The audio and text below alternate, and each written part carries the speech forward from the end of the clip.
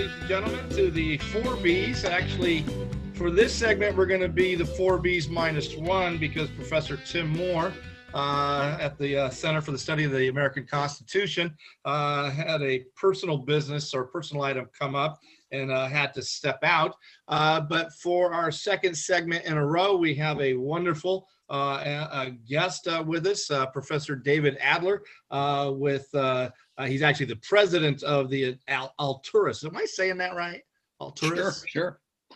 Institute. And I'm going to ask, my first question is going to be, of course, probably a stupid one. What does Alturas mean? Oh, sure. Thanks, Dave. In the Latin translation, it means the higher ground. So at the Alturas Institute, we try to promote civil dialogue, aiming for the higher ground above the usual hyperpartisanship. And it has a rich history in Idaho, the name of the largest county when Idaho became a state, also the name of a huge lake. So we've got different reasons for it, but I really liked the use of the Latin translation, the higher ground. I feel like we all ought to aspire to that.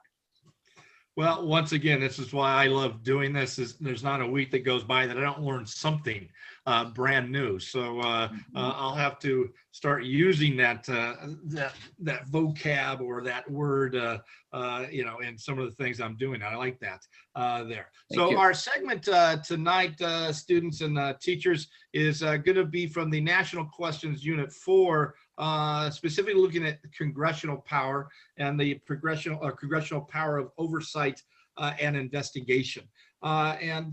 Professor Adler, I'd like to start again with something kind of just basic there. And I asked this question, I struggled with this question because I got it from a student this year who was preparing for the California state finals. And they wanted to know are these powers, oversight and investigation, are they absolute? That's the most direct way I guess I can ask it. Are they absolute? Yeah, thanks, Dave. That's an important question. I get that a lot as well. So the first thing we would note is that they're not absolute in nature, of course, for the fundamental reason that no power under our Constitution is absolute in nature any more than any right is absolute in nature. But beyond that, the power is essentially circumscribed by political interest as much as institutional interest. So let me explain. The framers of the Constitution, in granting to Congress all legislative powers herein granted to the legislature, certainly anticipated that Congress, number one, would be the first branch of government, as James Madison provided. That secondly, in order to exercise the legislative power, or what we call the lawmaking power typically, would necessitate the acquisition of knowledge and information. And the question would be, how is Congress to obtain this necessary information to make laws or to enact policies? And one way to do that would be the power of investigation. Another would be the power of oversight. And while they are closely related, they are different, of course. If Congress feels the need to investigate very thoroughly, to probe deeply a particular problem in our society, a scandal, for example, as Congress did in 1792, when there was a massacre of an American military unit by a Native American tribe. Congress needed to get to the bottom of it and essentially conducted an investigation. Or in more recent history, the Senate Select Committee on Watergate represented a very famous example of investigation, trying to determine who in the Nixon administration, for example, might have been behind not only the Watergate break-in, but the cover-up. So investigations are critical to understanding problems in our society that require Congress perhaps to write new laws or enact new policies. The oversight responsibility is, we could say, equally as important and actually should be conducted more frequently. And this is a very important power granted to Congress, because the Congress wants to know if the executive is enforcing the laws as Congress intended them to be enforced. And the reason for that is to reassure people that laws in this country are made by the legislature, that the president is not becoming a lawmaker, because if the president applies or enforces a law contrary to congressional intention, the president is essentially becoming the lawmaker. So Congress needs to know that its legislation is being enforced, that in the modern era, that administrative agencies that are charged with the responsibility of carrying out congressional policy are doing that in accord with the wishes of Congress. And so this is a way to make the long, and to bring it to a short conclusion, is to ensure that Congress is doing its job to oversee the execution of its laws and policies so as to reaffirm its central constitutional role as the lawmaker in our country. And we can talk endlessly about this, but let me say that I think that Congress has not quite carried out this power as efficiently or as frequently as it should. Well, when we were talking about the executive branch in our last session, obviously the fact that it's grown enormously, and we talked about usurpation versus abdication, is that kind of a similar situation when it comes to these congressional powers? It seems to me that the executive has gotten, in the last generation or so, much bolder in their efforts to resist congressional oversight or investigation. Is that an okay assumption that I'm making? Boy.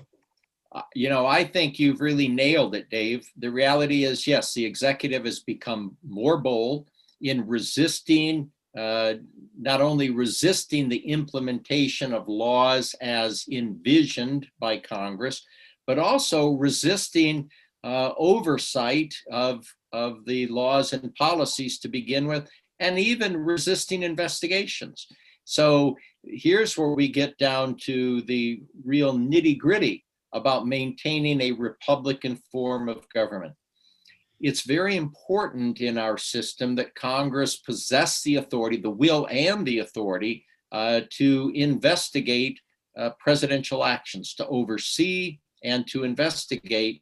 Otherwise, the president can become an office far beyond what it was intended to be, and the president can be unrestrained. And if you think about one of the principal problems, frankly, is that the recent president, at number 45, resisted subpoenas. Now, he's not the first president whose administration has resisted subpoenas, to be sure, but it became a flagrant denial of the authority of Congress to issue a subpoena.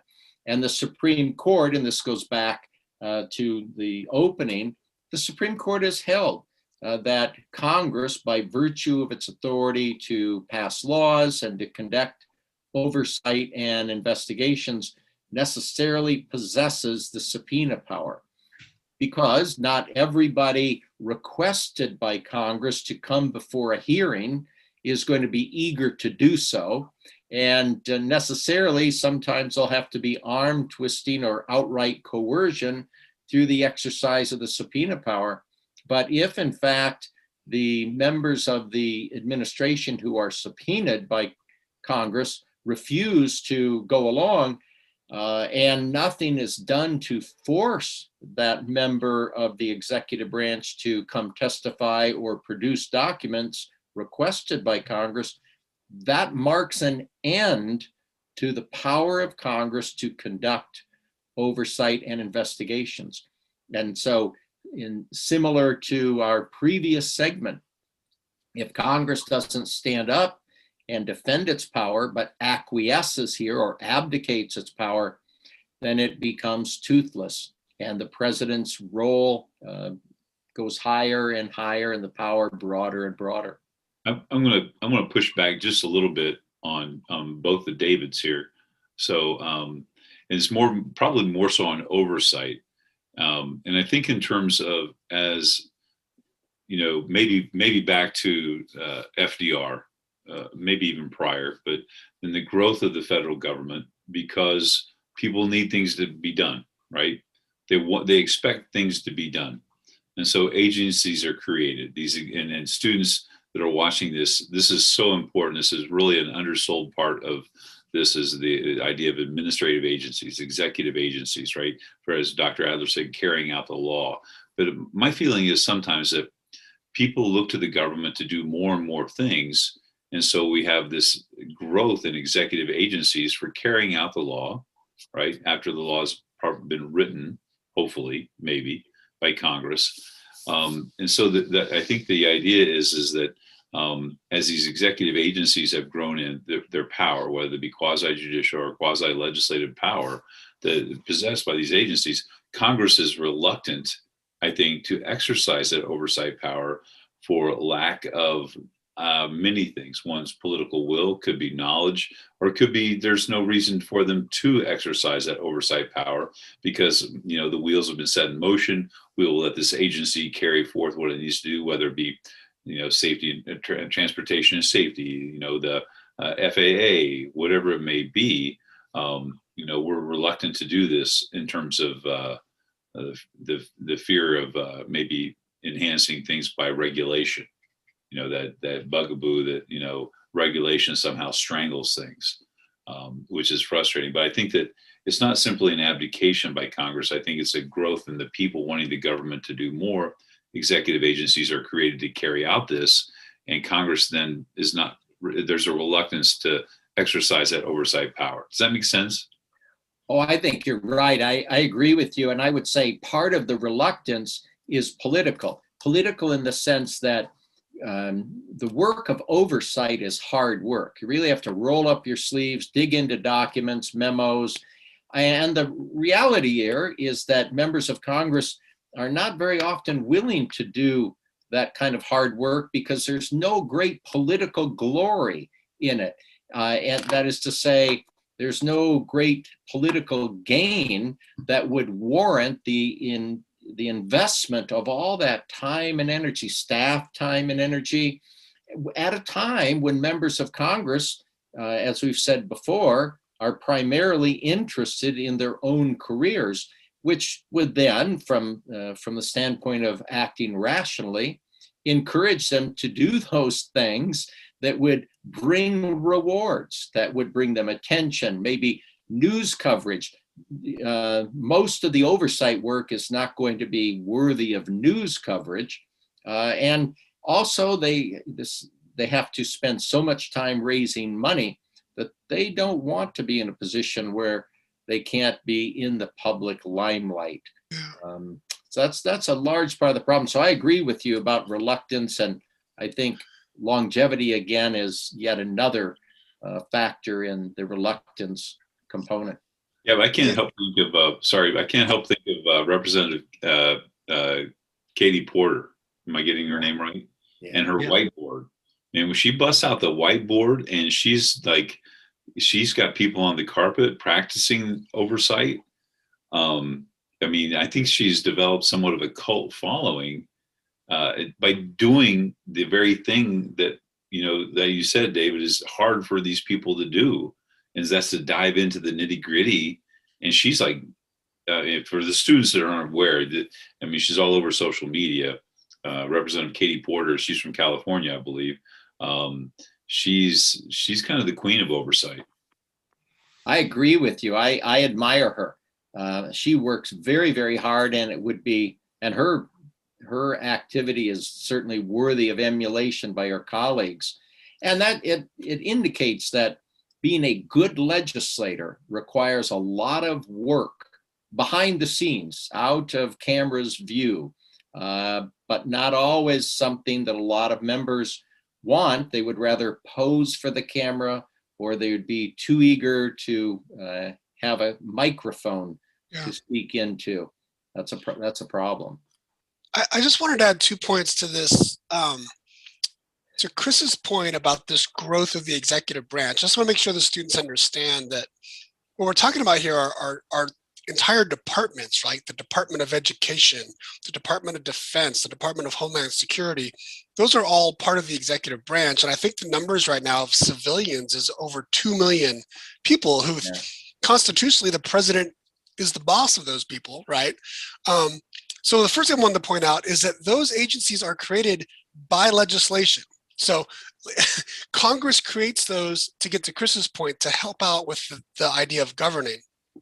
And I would just add to that, to what Professor Adler was saying about the political lack of will. I think there's also, I don't know, the last 30 or 40 years, there's something ideological going on here. And what I'm speaking towards is this idea. I think it's more within the Republican Party. It's more of a conservative kind of thought of this power of the executive, like this resistance, this wanting an imperial presidency. And Dick Cheney, while he was in Congress and while he was vice president, definitely sort of like wanted this theory of the presidency. And when Newt Gingrich and the Republicans came to power in 1994, one of the first things they did was slash the staff within Congress.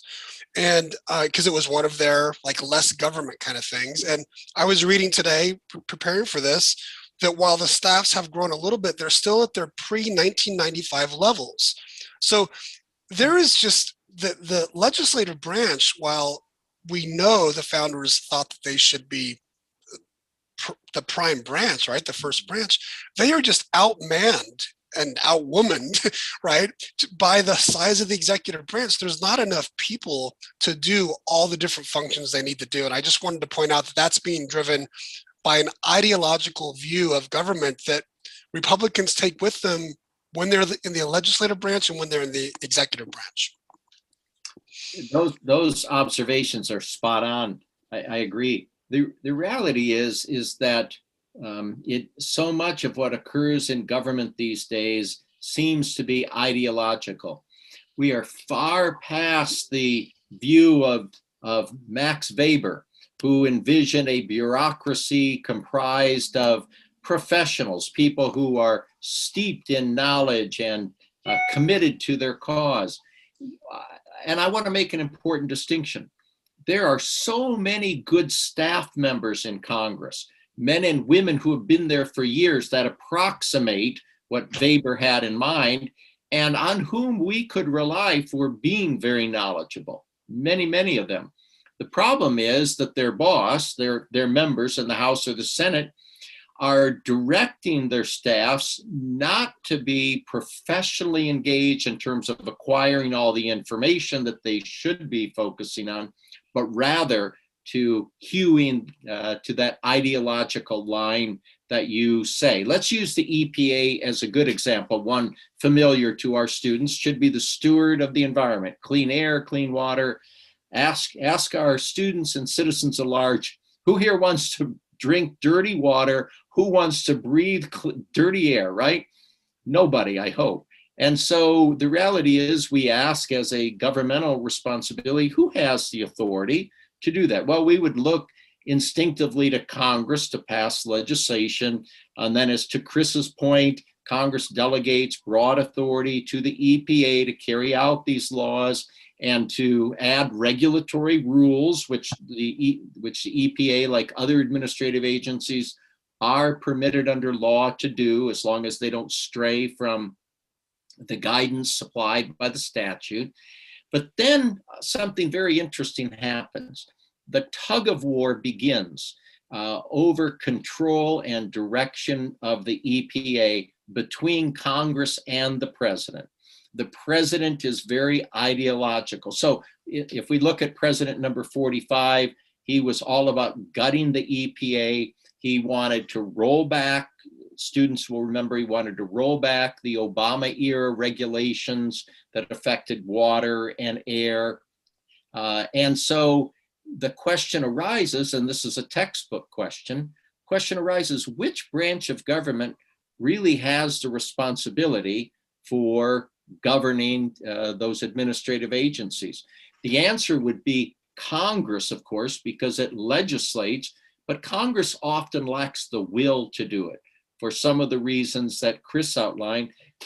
The executive, on the other hand, has the great ideological interest in trying to control those administrative agencies so as to move it on a line that reflects the president's agenda, either gutting or amplifying the work of the EPA, let's say, to make it simple. And then you get that pushback, or there should be pushback from Congress.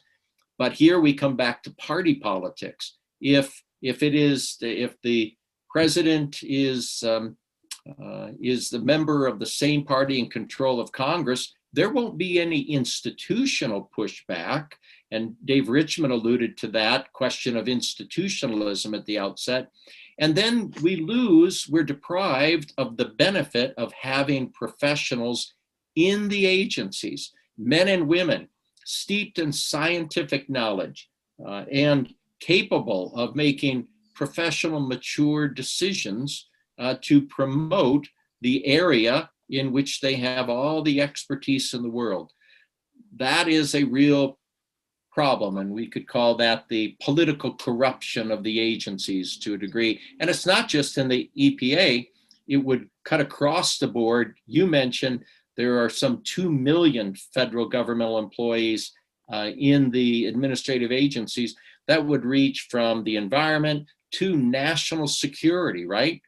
And if we get that same problem of lacking the will to regulate the agencies versus the ideological incentive that presidents have, then we wonder how we're going to promote good decision-making in a way that serves the general welfare of the United States citizenry.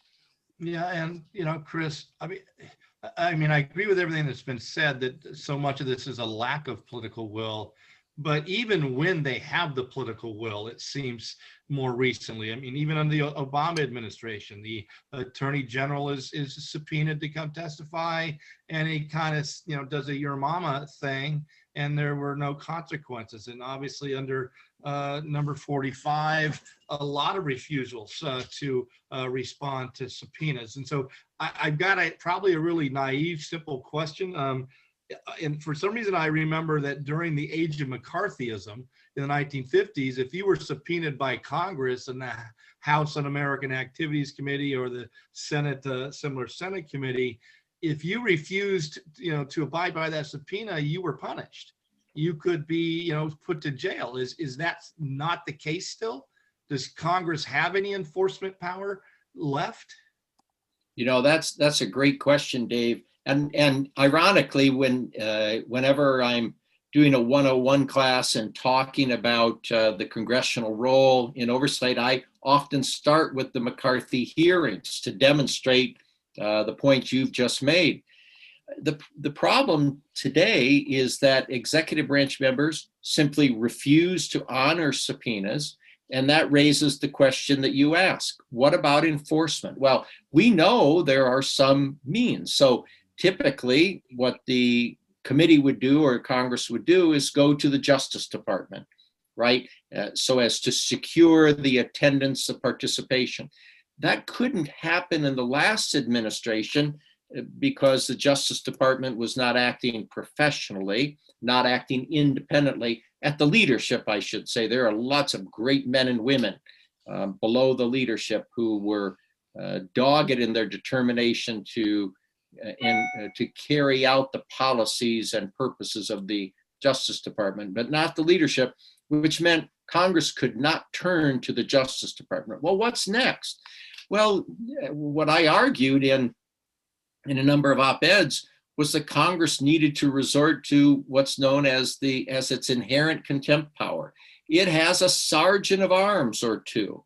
And all the way back in 1824, the Supreme Court, in an opinion by Chief Justice Marshall, upheld the authority of the House to order one of its officials, sergeant of arms, to go apprehend the person who has been subpoenaed and bring them back to testify and actually put them in the small jail inside the Capitol, or you could turn them over to the Capitol Police.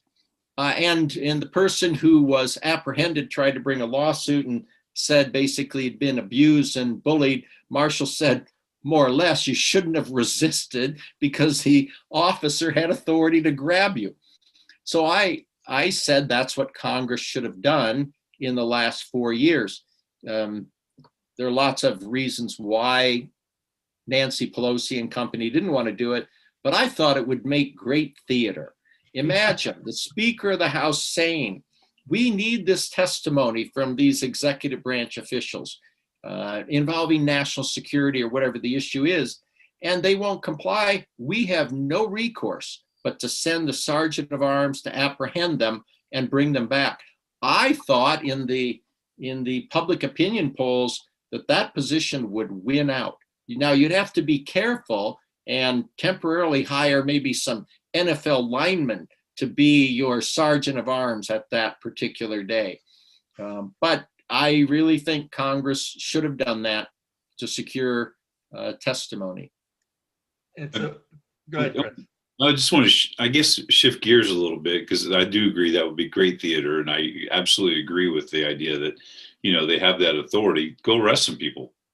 You want people, and you want to really get down to the nitty gritty, just go arrest people. Yeah. Why should, I guess my feeling is I get really frustrated because why should John Bolton be able to make money by selling books, but not be able to come testify in an impeachment hearing when you were in the room to what perhaps was, an offense that should have maybe disqualified somebody from the presidency, and you refuse simply to honor the impeachment? Well, go arrest him.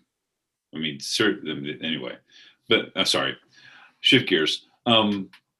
They could, or Mike, maybe even Mike, you as well as a political scientist here. I'm curious as to when lobbyists really started to play a role in terms of not necessarily oversight, but helping in that influence of lobbyists on Congress, right? Does that make, it's a general question, but I think it ties into the concept of oversight, because Congress, we know members of Congress are not, I had the pleasure one time of being in DC and meeting with some people, and they described the House as like an engineering school. And the House of Representatives, at that one point, you had to be like a specialty, whether bioengineering or mechanical engineering. And the Senate was like the fine arts university, right? Where you could just get you could be an expert on everything, so to speak. But when did lobbyists start to play a role in helping us craft either legislation or oversight? Well, I don't know if I have a good answer to that, Chris. I'll take a shot at it. I mean, I think lobbyists have been playing that role throughout history, but I think it has increased as the problems that the government has sought to solve has increased. So I would say probably at New Deal, post-war is when I think we see lobbyists beginning to play more of that role of actually, in some cases, I think this is what you're alluding to, actually writing legislation and handing it to members of Congress and saying, this is the way the Sierra Club thinks this provision should be written, give a look at it. But maybe the two Daves have a better understanding of that history than I do. I think you're right. I think you're right, Mike, and would say that the increasing role of lobbyists in governmental functions is in fact a function of two purposes. One, and this is true not only of members of Congress, but state legislators as well, as many legislators will tell you. They don't have the time or expertise to become steeped in every issue. And so they can, if they can turn to a reliable lobbyist who should know both sides of the issue cold, can actually say to the legislator, this is argument A, this is argument B. Having set those out, let me try to persuade you to position A. That's valuable to a member who really desires to know more about an issue, and a lobbyist who is reliable can build up his or her credibility very quickly. So that's a role. And I think, as Mike said, that really increased as the size of government increased from FDR and particularly after World War II. The second reason why lobbyists became bigger players was frankly because of the way that legislation was written that allowed lobbyists and their employers to contribute to the campaigns of members of Congress. Once they had the opportunity to contribute, back in the old days, let us say, through junkets to different beautiful parts of the world and so forth, that made their participation even more valuable and made members more likely to lend an ear. I can remember playing in a golf tournament years ago, a fundraiser that included not only powerful members, the Speaker of the House and others, but many lobbyists. And the reason why the lobbyists were there was because the Speaker of the House was there. And so anybody holding an event to raise money knew once you got the powerful members of the House there, the lobbyists would come and they would write the checks. They would pay for everything. So that was the time in which there was, I'll wash your back if you wash mine. And since then, of course, we've had ethics reforms that have dialed back the ability of lobbyists to influence legislation in theory. Now this just shifted to PACs, right? Yes, that's right. That's exactly right. We may see earmarks coming back, by the way, which would give lobbyists again a renewed opportunity to acquire more influence. Well, I just saw a chart the other day in terms of we saw the debacle out of Texas, with their energy grid, and you start to see how much money Texas lawmakers have been given by energy conglomerates and how much money has gone into their campaigns or into their coffers. And you can understand why that, maybe they're in the boat that they're in, is because fossil fuels have bent over backwards with their dollars to protect their investments. So, yeah. And doesn't all that go to an issue of how to protect the integrity of our system from corruption through money? Again, the founders were overwhelmingly concerned about different means of corruption, because if corruption is at play, then as they understood it, the merits of issues won't receive a fair hearing. It's like being in a courtroom. If bribery is permissible, where will the merits of the case be heard, or how? We have to guard against corruption. And here again, members of Congress have made themselves vulnerable to these kinds of influence peddlers in a way that serves their own interests, frankly. I'm wondering to what degree, and I guess my question is, do you see political parties or the political party system as getting stronger or getting weaker in the last 20, 30 years? Boy, that's a great question. I'll just throw out an opinion here, because I think you can argue both ways. On the one hand, it's grown stronger because the leadership power, let's say in the Speaker and the leadership team, or on the Senate side and the majority leader, seems to be at a zenith because the members will follow the leadership. On the other hand, we've reached the point where every member is a party unto herself, making it difficult to lead. So I realize I've just contradicted myself, but it was done intentionally, just so you know I'm self-aware here, because I think it's a highly debatable issue. And there's a great literature on both sides, and also the question of how can Congress function more effectively through strong or relatively weak leadership. What are your views? Well, would the answer, therefore, so whether they're strengthening or weakening, would that have any impact on this power of oversight and investigation? It seems to me that if the parties are strong, it makes the institution of Congress maybe a little stronger, and therefore they would have, you know, a little bit more power in investigation oversight. But, and you, I think you said it well, as each member now is, especially in the Senate, is a party unto themselves there. But as they weaken, it weakens their ability to perform some of their basic functions. That, you know, that's kind of the way I'm seeing it. Mike or Chris, you guys have thoughts on that? I'm thinking about, you know, the current situation we're in, and I'm perplexed, is because if you think of, you know, Majority Leader McConnell at one point, Majority Leader McConnell, you know, not going along with the impeachment of President Trump, former President Trump, but then he rips into him and says that the insurrection was clearly his fault. So it's like, and it's like, if he had the strength, you know, would he do something to Senator Hawley? Would he do something to Senator Cruz? Or conversely, in the House, would you do something to these members who are, you know, honestly, the Marjorie Taylor Greene, she lost her committee, you know, committee spot, but why, you know, the idea that you can be in Congress and say that the school shootings didn't happen, and you can make light of these terrible tragedies, speaks to me a lack of party control or a lack of party leadership. I mean, I think of like the senator from Minnesota, who was a former Saturday Night Live writer, right? Al Franken. Thank you. I mean, he's caught in a photo where, you know, it really is a bad photo and it looks bad, and he gets really pushed out. He's forced to resign.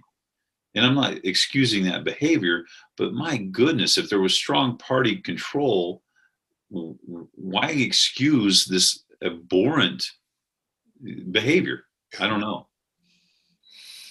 Well, you've just covered a lot of ground there. And the reality is that some of this has to do with civic enlightenment by the voters. You ask, how could somebody like Marjorie Taylor Greene, who denies the school shootings in Florida, be elected? That's losers. But yeah, that's on voters, isn't it? That's on us. That's one thing.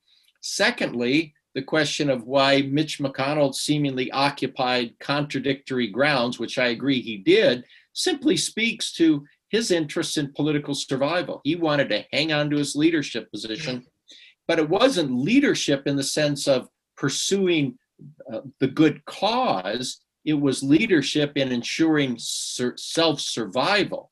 Yeah. That's really what, so the term leadership covers a broad ground, right? The founders had the idea that our representatives, as Madison said in the Federalist Papers, would pursue the common good. Now, a lot of people question that. They think, was Madison naive? A common good? Is everybody going to pursue the public interest? Well, we need to do that. We need to hold out that hope in a democracy. Otherwise, we collapse into a Hobbesian society in which every member is out to serve his or her own interests. And sometimes we wonder, is that not where we are anyway, right? But here's the final point, and this goes back to some points Dave made in the opening. We want party leaders in both chambers to be institutionalist, and that is to promote the institutional interest of Congress.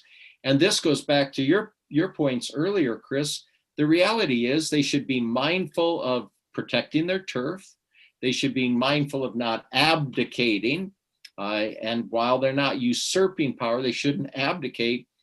But how often have we seen the leadership, and I'm talking both parties, the leadership in the House or the Senate, essentially abandon the institutional role in order to curry favor with the person in the White House? And that's, to go back to the media again, it frustrated me to no end when I heard reporter after reporter, and I think they simply were an echo chamber, talking about how Mitch McConnell was such an institutionalist, always eager to defend the Senate's powers and roles. And I thought, boy, I got to call you on that, beginning with his refusal, for example, to hold a vote on the nomination of Merrick Garland by President Obama to the Supreme Court. An institutionalist would say if the Senate has a responsibility to hold a hearing here, you can vote up or down, but you've got to hold a hearing. An institutionalist would say on the issue of enforcing the subpoena power, I may not like that the subpoena is being issued to members of my political party, but by George, the Senate's power to issue a subpoena and to have it respected must be upheld. That's what an institutionalist would do. And there would be other examples. Mitch McConnell was remote in his sense of institutional responsibility. Yeah, and that's great. And Dave, this question of trying to like transpose political parties, are they weak or strong, overlaying that onto this idea of oversight. Oh, can you hear me? Yeah. I would say the parties are weak. Parties are meant to recruit, nominate, and elect people to govern. And I think what we see now in both parties is that the primary process and the influence of money means that there is no real Democrat or Republican party. There's many parties fighting for power. And I think that what that means is when they get to the House and the Senate, it makes it harder for leaders to then get folks to not just vote, but this idea of oversight. I mean, if the leader of the party in those two branches could say to their members, look, I know that we're Democrats, there's a Democrat in the White House, but we have an obligation for oversight. And we're going to do it because it's our constitutional thing to do. But we're all covered because we're all Democrats. You don't have to worry about anyone coming from your left or your right. Like, we're all going to stick in it together. It would make that oversight maybe work more effectively. But I think now the leaders have such a challenge, right, to keep everyone there because everyone's thinking about the next election and who's going to be running against them in the primary. So to do something as important as oversight, but maybe not something members are going to want to do unless it's purely partisan, right? Oversight's easy when it's the Republicans doing oversight of a Democratic president. All Republicans are going to want to do that. But that's not really the nature of our separation of powers system that the founders set up, right? It was supposed to be, as you said, David, like it's supposed to be institutionalist, and we've lost that. And I guess, David Richmond, I hadn't thought about the interplay of the political parties with that role until you raised that question. So I'm not sure if I made sense, but that was just me thinking through those two dynamics. Well, we are coming down to the end of this session. So I want to ask Professor Adler to this topic. And if you had a chance to talk to high school students all at once, what would the big takeaway? What would you want students to take away, with on this topic? What do you see kind of as the core most important thing they need to be thinking about? Wow, that's great. I would say, first of all, as a general proposition and very important for students as citizens, they need to be informed. They need to understand the Constitution and how our government works so that they can inform themselves, and then they need to be engaged, because there is no substitute for citizen engagement. The framers banked on it. Madison wrote that in Federalist 51, that we rely on citizen participation. And a republic won't work without an informed, engaged citizenry. I think that's first and foremost. And frankly, our citizens at large need to understand and appreciate the virtues and values of American constitutionalism. I would say that every freedom you have in life, and largely everything that you've gained so far, is a function of the fact that you live in a constitutional democracy. And that can be lost in a heartbeat We've already seen in the last few years a deliberate effort to undermine our democracy, taking us in the direction of authoritarianism by doing some of the very things we've talked about today: snubbing Congress, denying the power of Congress to subpoena and to inquire, by railing against constitutional limitations. We could go on and on. But American citizens have to appreciate that they have a duty, a solemn duty, to safeguard the Constitution for their own generation, but for generations to come. And aren't we always reminded, because you and I and everybody here have invoked it so many times, are we not so quickly reminded of that scene outside the convention hall on September 17, 1787, when a woman stopped Benjamin Franklin and said, "Tell us, Dr. Franklin, what kind of a system have you given us?" And he replied, "A republic, madam, if you can keep it." Well, we are the keepers of the flame. If we don't tend that flame, it will be extinguished. And the loss of democracy, history tells us, will be almost impossible to recover. And wouldn't it be such a historic shame if after 240 years of this grand democratic experiment that we should lose our democracy to a fit of authoritarianism for a short time? I don't know how we could recover. And to all those students whom, as I say, appreciate their freedoms and the opportunities that are in front of them, those opportunities and freedoms would not exist if we lose our constitutional democracy. So I hope that's incentive for students to work hard, to learn about the Constitution, to be informed, and to be engaged. Well, that was very well said. Thank you. Yes, Chris. I'm sorry.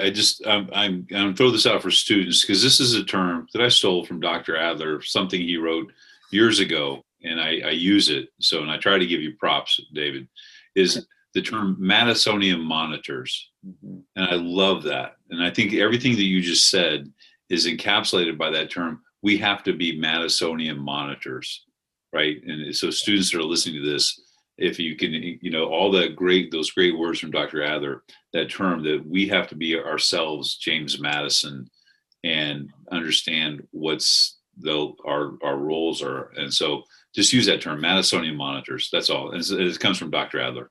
Thank you. I like that. Great. Thank you so very much, Professor Adler. You have no idea how much we appreciate you joining us these last couple of sessions. We're going to continue on. We don't know how long, but if something hopefully fits into your schedule and your interest, we'd love to have you back. I thoroughly enjoyed this. It was so good to participate with you. I enjoyed our conversation. So I'm happy to come back anytime you think you need me. And right. Be well, everybody. Stay safe. Dave and Mike and Chris, take care. Thank you so much. Thank you. Bye-bye. Thank you. And so students, we will see you next time. We'll be talking with Professor Neil Richmond about Thomas Hobbes and the current state of American political culture there. So we'll see you again. Same bat time, same bat place. Peace, love, yogurt tacos.